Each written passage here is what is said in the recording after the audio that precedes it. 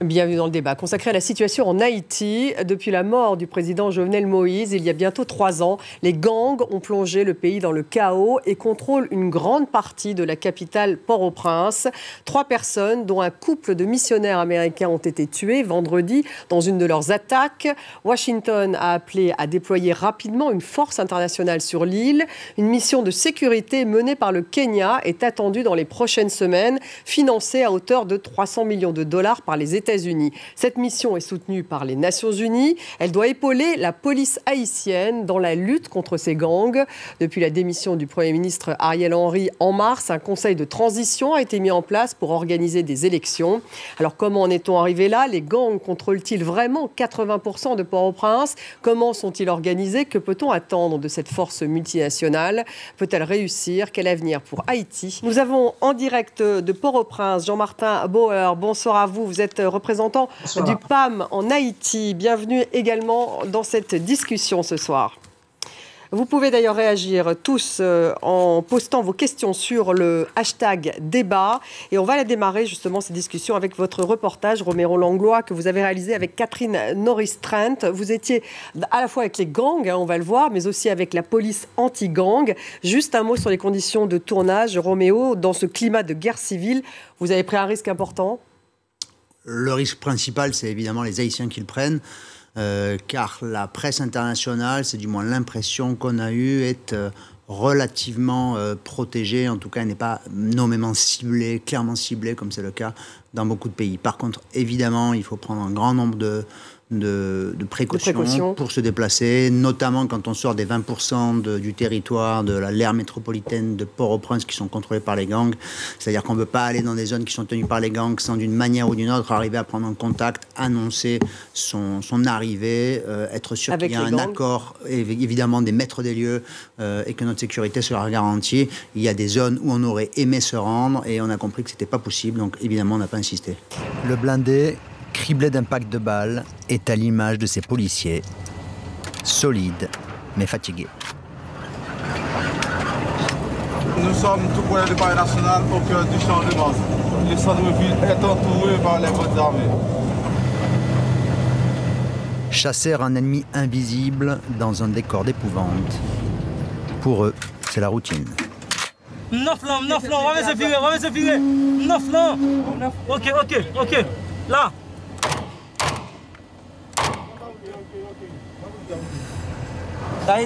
Tout le monde a fui, alors ils se cachent dans les maisons. Ils percent des trous pour sortir les canons de leurs armes.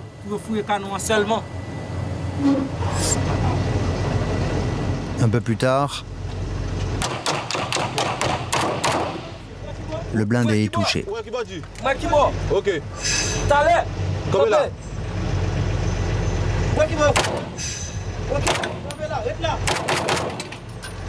Le groupe anti-gang est une unité d'élite de la police haïtienne. Tous les jours, ces hommes patrouillent dans un centre-ville dévasté afin de repousser la redoutable coalition de bandes armées qui assiègent Port-au-Prince.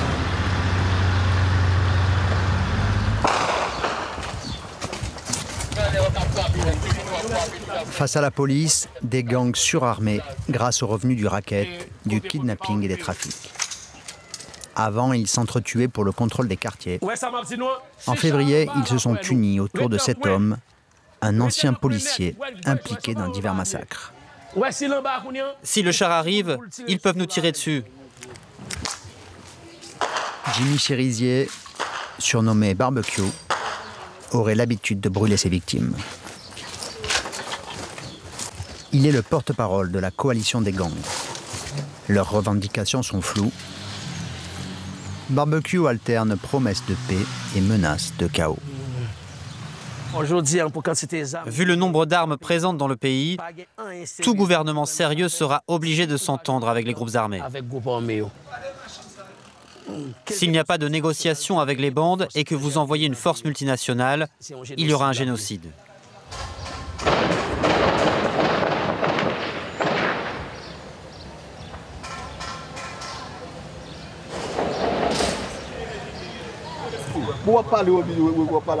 Assassinat, enlèvement contre rançon, attaque de commissariat. Aujourd'hui, 80% de Port-au-Prince est sous contrôle des gangs.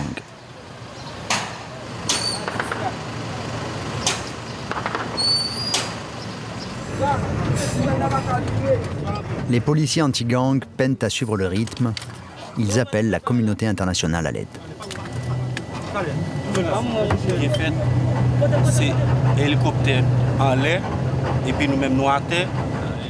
Mal équipés, ils quittent peu leurs blindés et scrutent avec méfiance les derniers habitants des zones en dispute.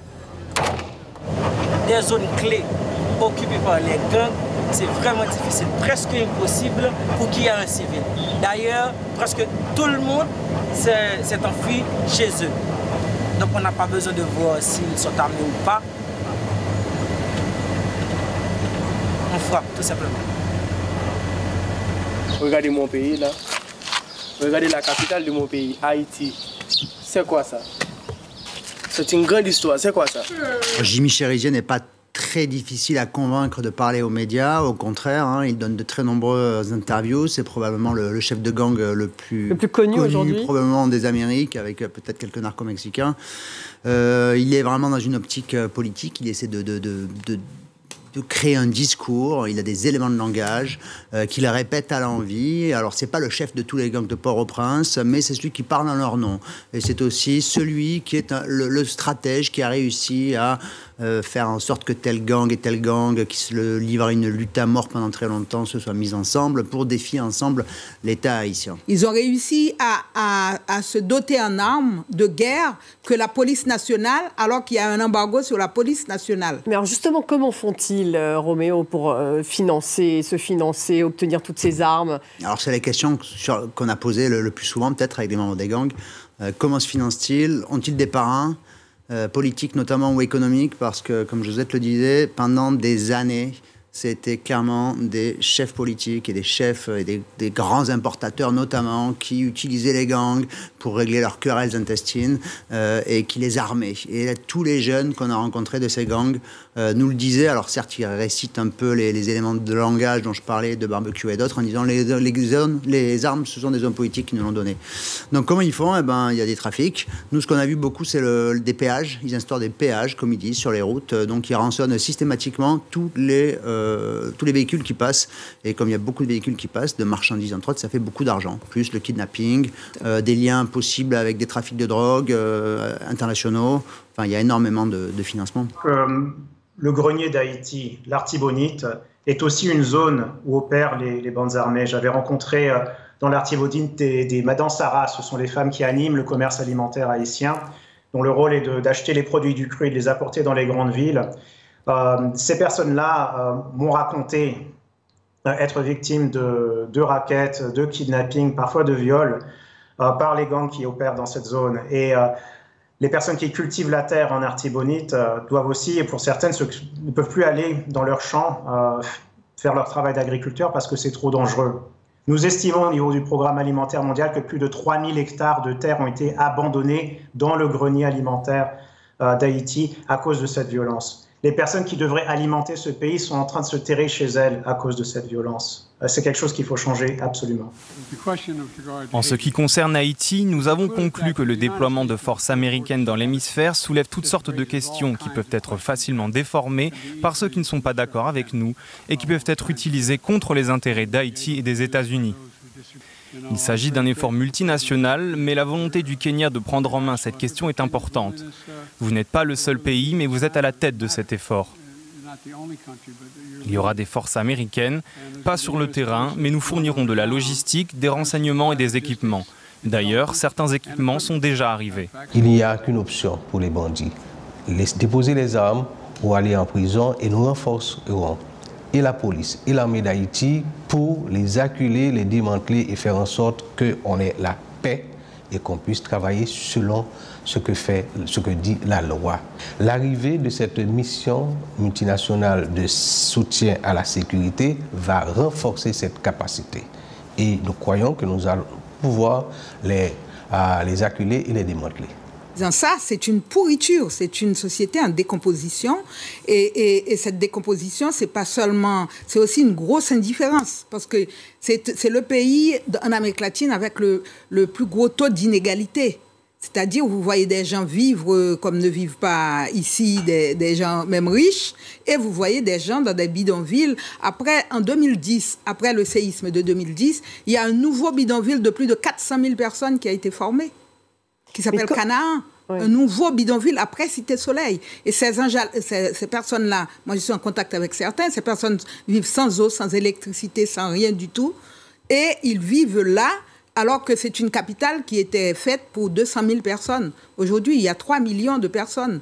Donc la situation, quand j'ai dit c'est structurel, c'est aussi le fait qu'il n'y a pas eu d'aménagement du territoire. Les gens sont... Il y avait 600 000 personnes qui étaient parties en 2010. Non, mais il y a tout à faire lorsqu'on vous écoute. Et ces 600 000 personnes sont revenues, même encore davantage, parce qu'on n'a rien fait pour eux. L'aide internationale n'était distribuée qu'à Port-au-Prince. Donc on n'a rien fait pour encourager les gens à s'installer sur leurs terres, et à s'installer. On a des terres, c'est un pays riche quelque part. On ne parle que de pays pauvres en Haïti, mais c'est un pays qui s'était nourri jusque dans les années 90. C'est un pays qui a des plages qui est extraordinaire, qui a la mer qui pourrait nourrir. Mais comment vont-ils convaincre justement les policiers corrompus de ne plus être corrompus, de coopérer, d'être formés? Eh bien, il faut la justice. Il faut la justice parce que vous dites, il faut déjà ce qu'on connaît. On a vu qu'il y a des pays quand même. On n'est pas un pays exceptionnel. On a des pays comme l'Afrique du Sud, comme le Rwanda, où c'est passé des choses plus cruelles qu'en Haïti, mais où on a vu qu'il y a des comités justice et paix qui se sont constitués. On a des exemples internationaux qu'il faut ramener et ces gens, déjà, ceux qu'on connaît, il faut les arrêter, il faut les juger. Et il faut juger aussi les gens qui représentaient l'État, qui ont pris l'argent, qui ont mis dans des paradis fiscaux. Donc, par exemple, l'ancien Premier ministre... Ben oui, il faut que ces argents retournent, mais c'est connu de tout le monde. Oui, mais ils ne sont pas jugés, justement. Mais justement, si on est aidé pour une force internationale, il faut aller jusqu'au bout. Voilà, il y a beaucoup de pays comme les États-Unis, le Canada et la République dominicaine qui ont mis des gens sur des listes, qui ont désigné justement des gens qui ne pouvaient pas, qui ont mis la situation qui était corrompue. Et les comptes en banque sont dans les pays contrôlés, on peut les retrouver. Donc il faut déjà commencer par mettre en place aussi une justice. Une justice. Parce que tant qu'il y a... fiable. Parce que pour l'instant, on ne sait toujours pas qui a assassiné Jovenel Moïse. Justement. Mais tant qu'il y a l'impunité, justement, et les gens sont là. Les assassins sont là. Les assassins parcourent les rues, les assassins sont chez les gens qui veulent nous aider. Justement, ces amis d'Haïti qui veulent nous aider, ils savent bien qui sont les assassins, parce qu'ils en ont mis aussi au pouvoir. Ils ont aidé certains à être au pouvoir. Roméo Langlois. Oui, ce sentiment d'impunité est très frappant. Quand on parle avec des personnes qui sont soupçonnées ou accusées de corruption, quand on parle avec certains politiques, quand on parle avec des chefs de gang, quand on parle en fait avec toutes ces personnes, effectivement, on sent vraiment qu'ils savent qu'ils n'iront pas en prison, qu'ils ne seront pas jugés. L'impunité est de l'ordre de 99,9% environ, et elle est effectivement au cœur du débat actuel en Haïti. De très nombreuses personnes qu'on a rencontrées disent que tout va se jouer sur la question de l'impunité. Et effectivement, il ne s'agit pas seulement de juger les chefs de guerre et les criminels, mais aussi tous les délinquants en col blanc. Alors aujourd'hui, c'est aussi ça qui se joue. Les chefs de gang, l'alliance Vivan Sam, Jimmy Cherizi alias Barbecue, essaient, semble-t-il, de se doter d'un vernis politique, d'essayer de faire passer le message que les crimes qu'ils ont commis sont des crimes politiques, qu'ils sont révolutionnaires et que donc ils veulent une amnistie. Donc une partie de la classe politique est en faveur de cette amnistie et va chercher à les amnistier. Une autre partie de la classe politique, et surtout du côté de la société civile, des avocats, des défenseurs des droits de l'homme, disent qu'il faut au contraire que la vérité soit établie et que des peines soient dictées, quitte à ce qu'après il y ait des processus de justice transitionnelle, mais qu'en tout cas la question de la vérité judiciaire est fondamentale pour commencer à penser un jour à refonder ce pays sur des bases plus saines. Le Conseil de transition est opposé justement à une discussion avec les gangs. Ah oui, heureusement. Heureusement, oui, il a été très clair. Heureusement, ils sont clairs là-dessus. Parce que, justement, ce que dit Roméo, les gangs ne doivent pas nous faire perdre la vue de la forêt. Vous voyez, c'est l'arbre qui cache la forêt. Les gangs en col blanc, on a même eu un président qui a fait une déclaration, vous pouvez le retrouver sur Internet, qui disait que nous sommes des bandits légaux. Le président Martelly a dit qu'ils étaient des bandits légaux, donc des gangs, mais élus légaux. Donc, quand un président dit ça, Ah ben lui aussi, il doit venir faire sa déclaration pour dire qu'est-ce que ça veut dire. Jean-Martin Bauer, pour juste le mot de la fin, on voit bien que c'est une réforme de l'État, de la justice, de la police qu'il faut faire en plus de cette intervention sécuritaire. Il faut beaucoup plus. Et alors les humanitaires à court terme peuvent contribuer à assister les personnes qui ont dû fuir leur domicile. On a, depuis le début de l'année, apporté plus qu'1 million de repas chauds aux personnes déplacées ici à Port-au-Prince. Donc on arrive à atteindre les personnes dans le plus grand besoin. Mais il faut savoir qu'à l'extérieur de Port-au-Prince, il y a quand même beaucoup de choses qui peuvent être faites pour renforcer la résilience du peuple haïtien, pour travailler avec cette société civile. Par exemple, nous avons un programme de cantine scolaire qui touche tous les jours 250 000 d'enfants avec la production locale. Nous avons 170 organisations paysannes qui travaillent avec nous, avec plus que 20 000 membres. Et il faut absolument travailler avec ces parties-là de la société pour essayer de reconstituer le tissu social ou pour le préserver jusqu'au jour où la longue nuit haïtienne se lèvera.